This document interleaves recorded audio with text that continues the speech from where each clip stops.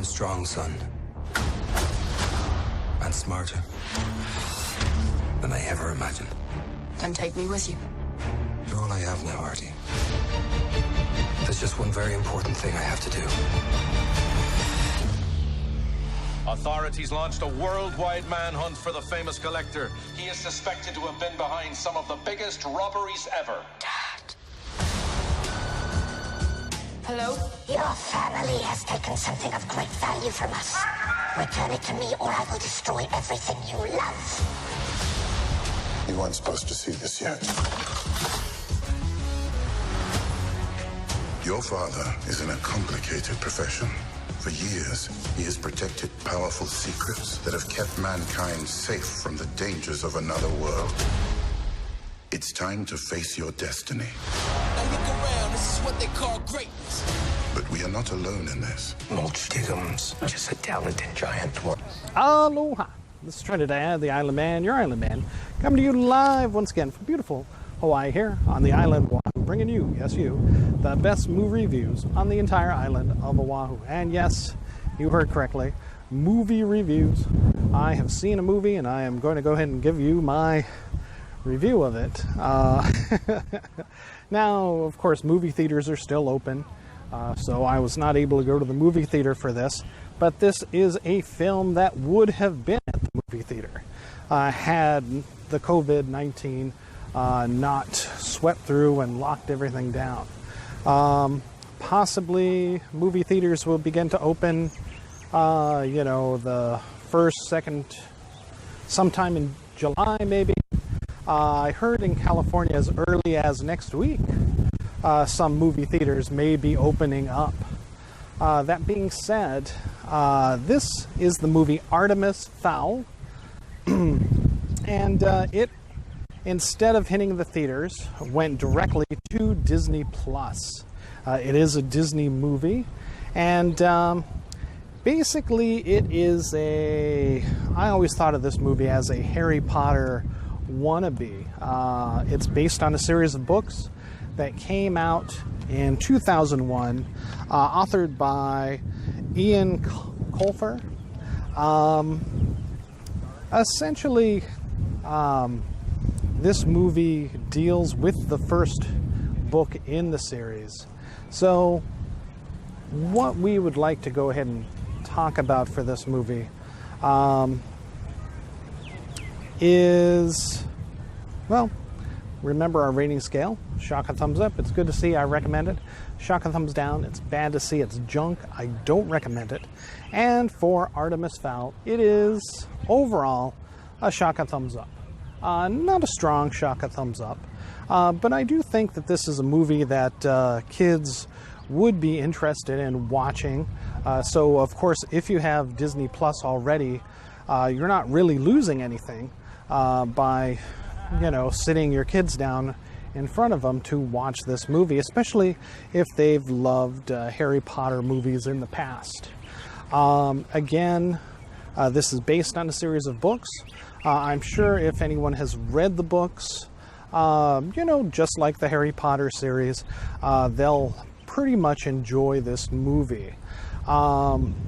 You know, of course, I've heard that it does take some liberties. I myself have never read the books. I've been interested in reading the books. Just that, you know, poster, you know, that you've seen for the movie with the kid Artemis wearing the glasses. I always thought these were some kind of special magic glasses, perhaps. Perhaps not. Maybe just his regular glasses that he needs to see. And he always took me as maybe being an Encyclopedia Brown of magic, maybe an investigator into missing artifacts and the like. So I was very interested in seeing this movie to see if the books would be worthy of reading. And overall, like I did say, it is a shock a thumbs up for the most part. One cannot watch this movie and not make some comparisons to Harry Potter, of course, being set in a magical world where normal humans who do not use magic have no knowledge or very minimal knowledge of magical creatures and the magic that is at play throughout the world in which they live in. This is set in modern time, so, you know, not back in the past like the Harry Potter movies. But I would say that it's much more related to maybe a Fantastic Beasts than it is the actual Harry Potter, you know, set of books or movies. Because it does deal with a little bit of a darker slant for that. Very much like the Fantastic Beasts second movie. That being said, let me just say that this movie stars a number of people, a lot of newcomers I noticed. Ferdi Shaw plays Artemis Fowl Jr., whereas his father is Artemis Fowl Sr., played by Colin Farrell. Josh Gad is in this movie as a dwarf, very much a Hagrid-like character, even down to the looks. That is maybe the most, you know, maybe rip-off I think that maybe the author did, and that they put in this movie. I can't believe they didn't change the look of this dwarf. And to top it all off, this dwarf is a giant. Now, he is a giant dwarf, which means he is as normal sized as any other average adult. But he is a giant nevertheless, just like Hagrid, with long hair and everything. I at first thought, it's like, oh, what the heck is Hagrid doing in this movie when he shows up at the very beginning? And he is seen through most of the rest of the movie with Artemis. Now, joining Artemis is Laura McDonald, which is a fairy. Apparently the magic world is ruled pretty much ruled by fairies, aka leprechauns, menahunis. They all fall into this generic category of fairies.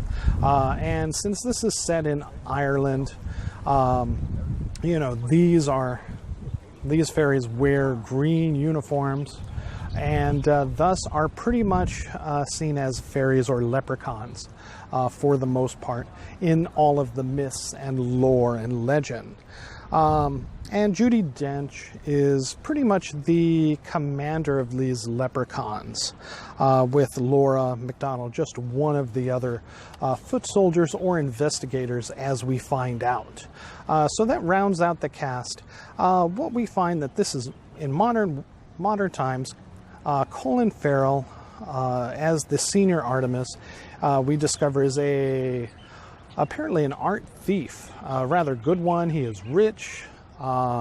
Due to all of this, Artemis is a troubled teenager who is extremely intelligent, basically feels himself to be possibly the next Einstein. Although, unfortunately, we never exactly see it. We are told that he is intelligent. We see him doing some basic research once his father goes missing by dark forces, which propel him into believing into all these magical myths that his father had told him about. And thus, the fairies or the leprechauns come and attempt to take this opportunity that the senior Artemis Fowl is missing to pay a visit to Artemis Fowl Jr., played again by Ferdi Shaw. As far as he goes, I guess he's directly from the book as being kind of a little bit of a prick, I guess, for a teenage kid. He's definitely no Harry Potter or Ron Weasley. Very much more, akin to, the Draco family, being kind of full of himself. So he takes on these fairies as they are looking for a magical item that they believe his father had stolen. Also, who we find out his father is kidnapped by an evil, what seems to be an evil fairy or a dark mage of some type. Their entire face is hidden throughout the entire movie, which will likely be revealed in sequels to come. This magical item, like, say, the Oculus, is like the Oculus, which is basically like the Philosopher's Stone, an item of great magical potential that the entire kingdom of the fairies have long sought to find and and possess once more. It was taken out of their hands by another fairy. Actually, it was Laura McDonald's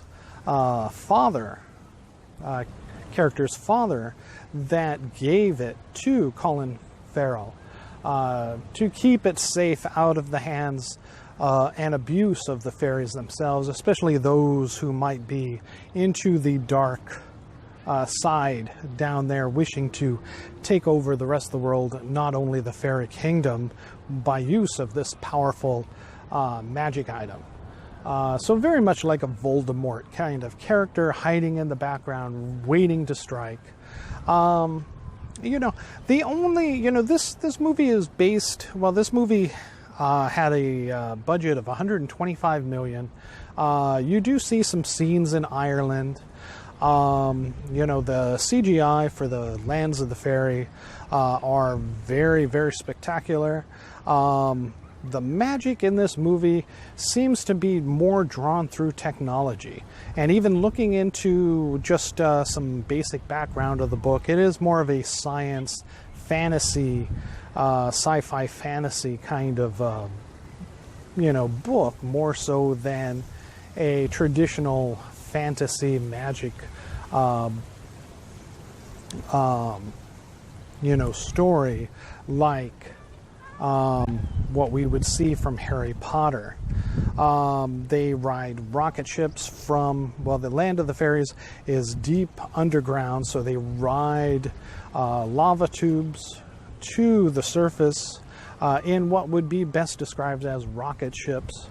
They have all this magical technology-based items, such as their guns, their weapons, even Iron Man-like protective shields, force fields, the like, which Artemis himself can use with some practice. These items, no casting of spells or incantations necessary, but the fairies do seem to possess some type of healing magic and the ability to fly, along with other magical creatures that we see. The dwarves, which are great diggers, can burrow through the ground, through the earth at great speeds, and are somehow blessed with the special abilities of thievery. So even the dwarves in this are more of a combination of gnomes and hobbits, say from a Middle-earth background, being burglars, more than so what we have seen from a Lord of the Rings dwarf warrior type per se. There are goblins, there are trolls, and many, many more creatures that will best be more defined later on in the series, I am sure. For the entire $125 million of this budget, most of the action is centered on Artemis's house in Ireland, which is a little bit of a tragedy for this movie. Yes, you get to see some of the fairylands, which do look amazingly, and that's probably where most of the budget went, along with this beautiful house.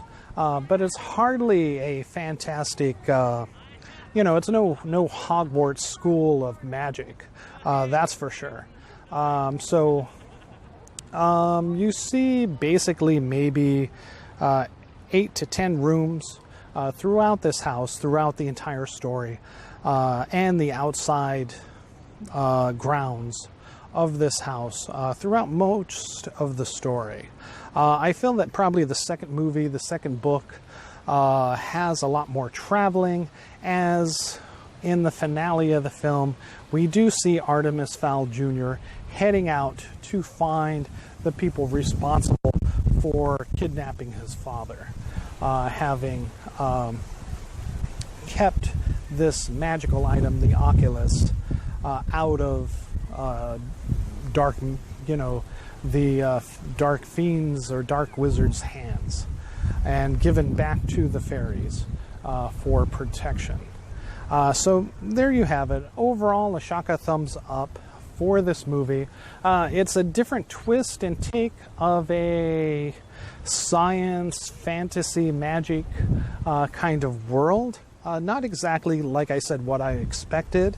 Artemis still needs to be Artemis Fowl Jr., who the stories all center around, still needs to be fleshed out a little bit and, develop more into a likable character more than a snooty brat. But Laura McDonald's character is definitely the heart of this first movie. And it's thanks to her and even Josh Gad as the dwarf, Giganticus, the giant dwarf, the Hagrid-like character, that I think will ground people into liking Artemis overall and coming around to him. But yes, so if your kids are looking for something to watch, definitely go ahead and check this out. I think if it had opened, it probably would have been in the $25 to $30 million range if it had opened at the theaters. And eventually, I think it would have been a slow build up towards getting their money back. As I think it would have been like the only kids movie opening around, the time frame of, I guess originally it was supposed to open in June, I think. June, possibly as early as May. But, I don't believe I had recalled any other movies for children coming out. No other animation, no other cartoons or anything like that. So I think it would have had the box office to itself for children, and it would have had that rewatchability, especially among the fans of Artemis Fowl and the books. All right, so thanks again. This is Trinidad the Island Man, your Island Man, live here in Hawaii, bringing you the best movie reviews on the island of Oahu, even if it is on Disney+. So go ahead and check it out when you have the chance with you and your children, and they'll probably enjoy it. All right, thank you so much. Again, Shaka thumbs up for Artemis Fowl on Disney+. Mahalo and aloha.